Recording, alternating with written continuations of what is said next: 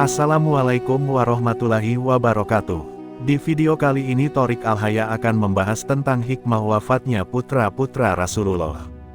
Namun sebelumnya, patut kita ketahui bersama bahwa putra-putri Rasulullah semuanya berjumlah 7 orang.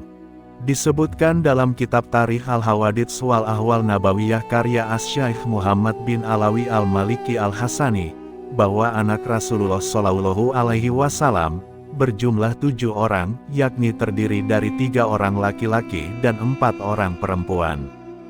Qasim bin Muhammad. Qasim merupakan putra sulung Nabi Muhammad Shallallahu Alaihi Wasallam dan istrinya, Siti Khadijah. Namun Qasim meninggal pada 605 Masehi, sebelum berusia 2 tahun, ia dimakamkan di Janatul Mu'allah, Mekah. Zainab binti Muhammad. Zainab binti Muhammad merupakan putri sulung dari Rasulullah Shallallahu Alaihi Wasallam bersama Siti Khadijah.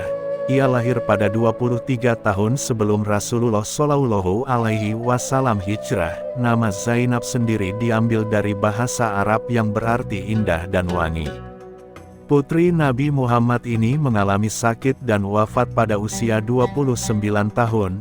Ia dimakamkan di Janatul Baqi, Madinah, Arab Saudi.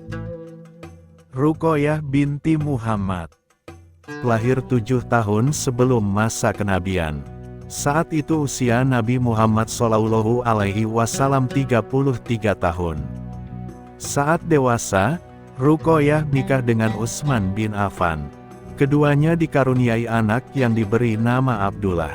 Namun cucu laki-laki Nabi Muhammad ini meninggal saat usia 4 tahun.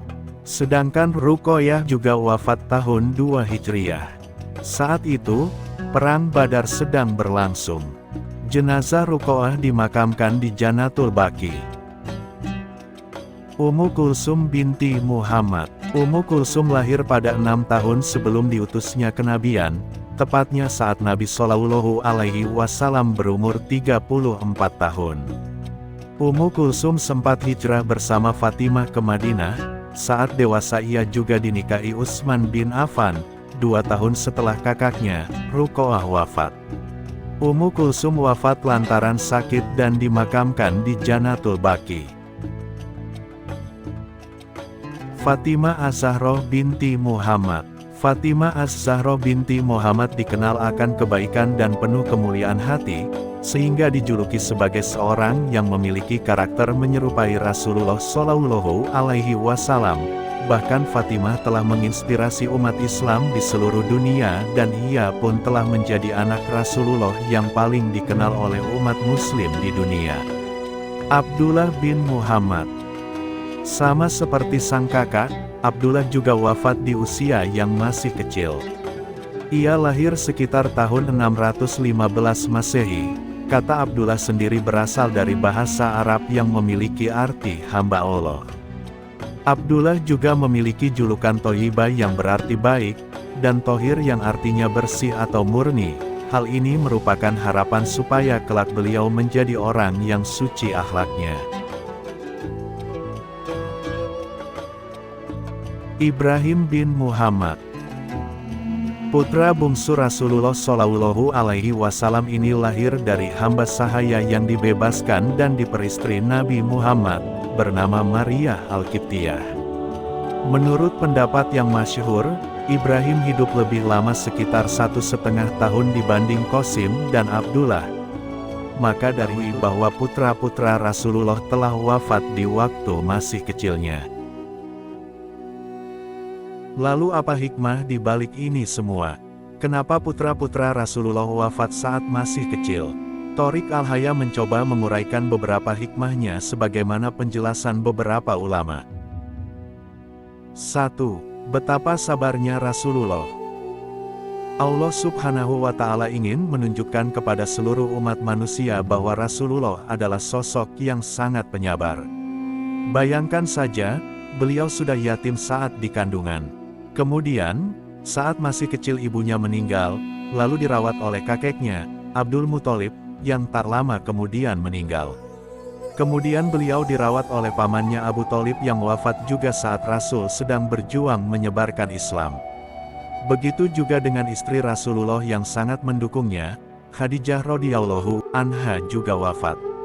Rasul juga diusir dari kampung halaman oleh kaumnya, disakiti, bahkan diancam dibunuh, keluarganya difitnah, dan ditambah lagi putra-putranya wafat saat mereka masih kecil-kecil.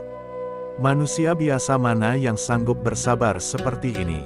Jangankan anak kita wafat, harta kita hilang sedikit saja, kita disakiti sedikit saja sudah emosi dan marah-marah. Ini anak-anak beliau meninggal, bukan hanya satu, tetapi 3 dan itu semua ketika masih kecil-kecil. 2. Sikap teladan ketika anak meninggal. Rasulullah adalah suri teladan terbaik. Melalui peristiwa wafatnya putra-putra beliau yang masih kecil maka kita akan mendapati bagaimana sikap kita ketika anak kita wafat. Kita menangis dan sedih, ini wajar. Rasulullah saja ketika putra-putranya wafat beliau bersedih, terlebih lagi wafatnya Ibrahim. Tetapi Rasulullah tidak meratapi kematian putra-putranya, karena hal ini diharamkan di dalam agama Islam. Beliau menangis sebagaimana fitrahnya manusia menangis ketika sosok yang sangat dikasihinya meninggal. Rasulullah juga tidak marah-marah kepada Allah, tidak memoyak-moyak bajunya, tidak menangis berhari-hari.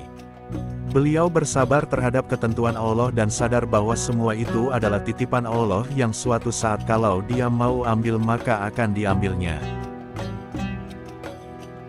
3. Menghindari pengkultusan putra-putra Rasulullah.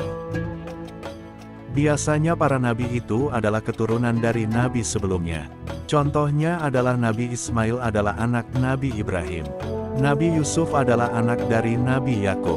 Nabi Yakub adalah anak Nabi Ishak, dan Nabi Ishak adalah anak Nabi Ibrahim. Nabi Daud adalah anak Nabi Sulaiman. Nabi Yahya adalah anak dari Nabi Zakaria. Maka dari itu Allah Ta'ala mewafatkan putra-putra Rasulullah sedari kecil, bukan ketika saat dewasa dan bukan putri-putrinya. Karena tidak ada nabi dan rasul selepas Rasulullah. Beliaulah khotaman nabiyin, penutup para nabi. Jangankan anak nabi, cucu nabi saja yakni Hasan dan Hussein begitu dikultuskan oleh Syiah Rafidah. Mereka mengkultuskan Ali, Fatimah, Hasan, Hussein dan beberapa keturunan mereka yang dianggap sebagai imam. Kalau cucu Nabi saja diperlakukan berlebihan seperti itu, bagaimana kalau putra-putra Rasulullah hidup sampai dewasa, bisa-bisa mereka menuhankannya. Padahal mereka adalah manusia biasa sebagaimana manusia lainnya, mereka hanya istimewa karena mereka keturunan Nabi, tidak lebih daripada itu. Tidak boleh kita mengatakan bahwa mereka lebih mulia daripada para Nabi, lebih mulia daripada malaikat, bahkan sampai-sampai menyetarakan mereka dengan Allah Jalla Jalaluh. Nauzubillah, Allah jauhkan kita dari pemikiran sesat. Maka dari itu Allah mewafatkan putra-putra Rasulullah saat kecil bahkan ketika umur 2 tahunan. 4. Menyempurnakan pahala Rasulullah. Ketika kita ditimpa musibah dan sesuatu yang tidak enak, maka itu adalah pelebur bagi dosa-dosa kita dan dilimpahkan kebaikan yang banyak kepada kita. Itu berlaku pula kepada Rasulullah Shallallahu Alaihi Wasallam.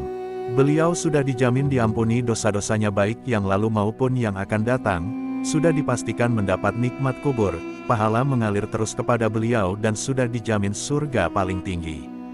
Dan semua itu semakin disempurnakan dengan musibah-musibah yang menimpa Rasulullah seperti wafatnya kerabat dan keluarga beliau. Maka dari itulah, ketika kita ditimpa musibah sebenarnya Allah ingin memberikan pahala dan kebaikan yang banyak kepada kita. Kita seharusnya bersabar dan memohon kebaikan, bukan malah marah-marah dan mencaci maki takdir yang Allah telah tetapkan. Di balik musibah yang menyakitkan dan menyedihkan, terdapat kebaikan dan balasan yang lebih baik daripada itu. Demikian yang dapat kami uraikan dari hikmah di balik wafatnya putra-putra Rasulullah. Mohon maaf jika terdapat kekurangan. Silahkan share video ini jika bermanfaat. Terima kasih. Assalamualaikum warahmatullahi wabarakatuh.